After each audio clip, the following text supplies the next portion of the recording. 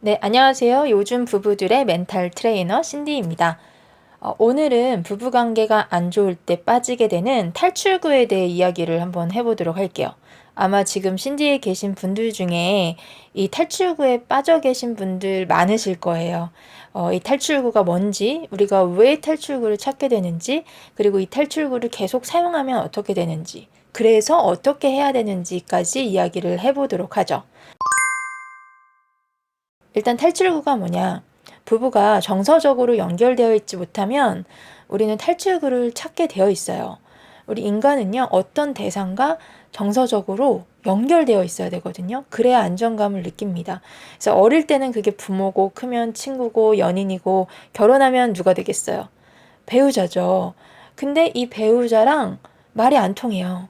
대화가 안 돼요. 정서적으로 연결이 안 되면 어떤 일이 벌어지겠어요?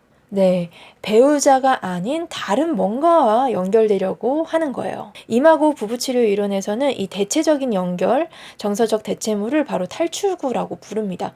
그러니까 한마디로 살려고 이런 탈출구들을 찾는다는 거예요. 그래서 부부들이 빠지는 대표적인 탈출구가 뭘까요? 네, 외도가 있죠. 맞아요. 외도는요, 부부가 정서적으로 단절됐을 때 흔히 발생하는 탈출구 중에 하나입니다. 그래서 배우자한테서 얻지 못한 정서적, 신체적 친밀감을 다른 사람한테서 찾는 거예요. 그래서 바람 피운 사람들 얘기 들어보잖아요. 그러면 너무 외롭고 죽을 것 같아서 폈다. 이렇게 얘기하는 경우도 많이 있어요.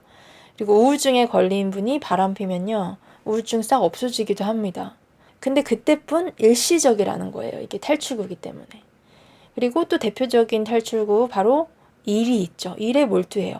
뭐 그렇게 일이 많은지, 야근이 많아서라고 말하지만 실제로는 이 부부간의 가정에서 집에서 느끼는 불편함을 피하기 위해서 일에 과도하게 몰두하는 경우가 있어요.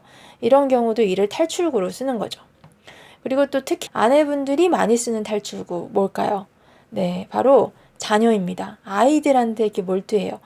남편이랑 어려움이 있지만 일단 덮어두고 이 에너지를 아이한테 다 쏟아붓는 거예요. 그래서 애들 크고 나면 혹은 애들한테 문제가 생기면 또 우울증 크게 옵니다. 그래서 이렇게 아이를 탈출구를 삼는 경우는요, 애들이 이거를 다 느껴요. 엄마 아빠 사이에서 건강하고 균형 잡힌 에너지가 아이한테 가야 되는데 뭔가 과도하고 부담스러운 에너지가 오는 거죠. 애들이 느껴요. 그래서 아이들을 탈출구로 사용하지 않도록 여러분이 에너지 균형을 잘 잡으시는 게 중요합니다.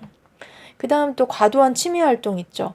주말마다 등산, 골프, 뭐 집에 있질 않아요. 이렇게 혼자만의 활동에 몰두하는 거죠. 배우자랑 함께하는 시간보다 개인 활동을 더 많이 하면서 탈출구로 삼는 경우. 그 밖에도 부부관계가 나쁠 때 우리가 빠질 수 있는 탈출구는 다양합니다.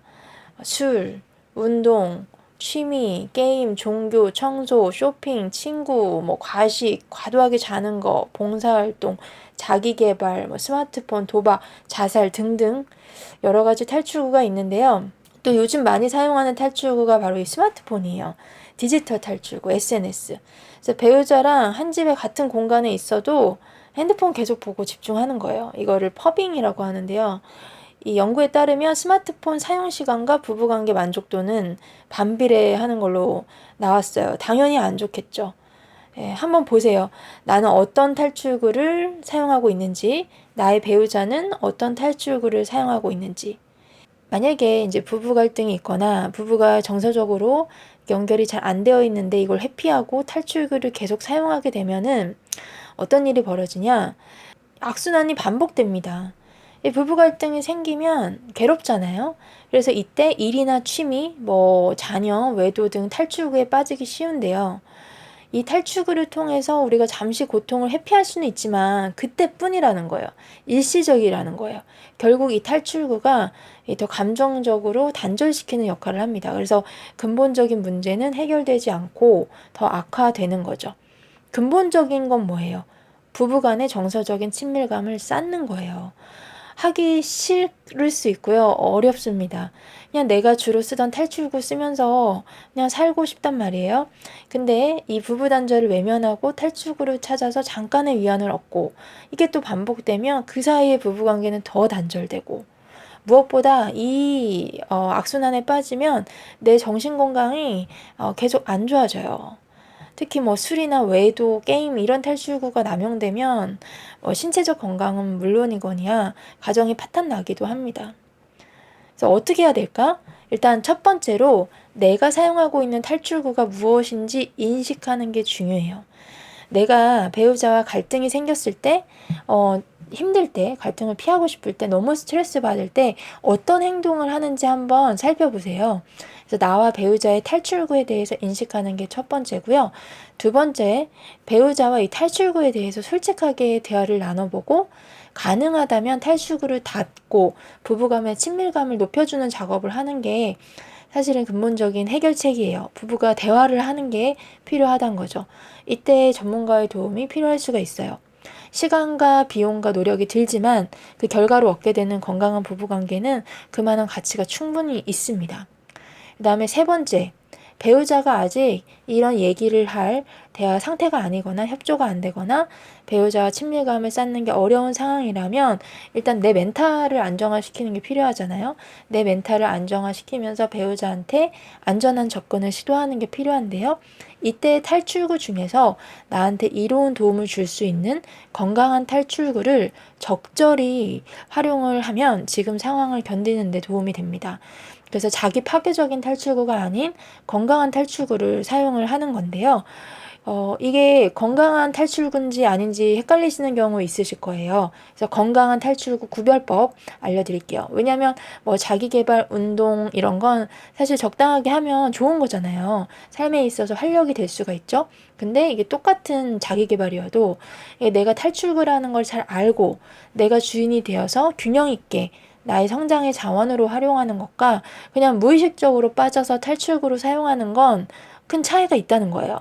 그래서 내가 이게 건강한 탈출구인지 아닌지 구별하는 법. 첫 번째, 배우자가 그 탈출구를 어떻게 생각하는지 여부예요. 배우자가 내가 이걸 한 걸 너무 싫어하는데 계속 멈출 수가 없다. 이러면 자기 파괴적인 탈출구라고 보시면 돼요. 그리고 두 번째, 균형이 한쪽에 쏠려 있다. 너무 많은 시간과 에너지를 이 관계가 아니라 탈출구에 쏟고 있다. 그래서 내 부부관계에 문제가 생긴다. 이것도 파괴적인 탈출구겠죠? 건강하다고 볼 수가 없습니다. 균형이 중요해요. 그리고 마지막 세 번째, 동기가 중요합니다.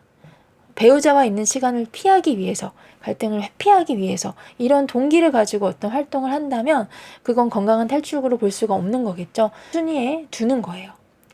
그래서 결론은 우리가 탈출구라는 건 잠깐 우리 마음을 편하게 해줄 수 있지만 결국 부부 사이 문제를 근본적으로 해결하는 데 걸림돌이 될 수 있기 때문에 만약에 그것이 파괴적이라면 이것들을 점차 줄여가면서 친밀감을 쌓는 작업을 하는 게 굉장히 중요하다라는 점이고요. 이미 뭐 외도나 일, 게임, 술 이런 중독이나 강박적인 행동들을 탈출구로 사용하고 있었다면은 아마 나의 의지만으로는 벗어나기 쉽지 않을 수가 있어요. 이럴 때는 전문가의 도움을 받아서라도 두 사람이 함께 문제를 직면하고 한 걸음 한 걸음 더 나은 관계를 만들어 가시기를 바라겠습니다. 다음 영상에서는 부부관계 꼭 회복을 굳이 해야 될까요? 이런 생각 드는 분들도 많으시죠? 예, 그래서 이런 이야기를 해보도록 하겠습니다. 그럼 다음 이야기 나눌 때까지 마음 편하게 잘 지내고 계시기를 바랄게요.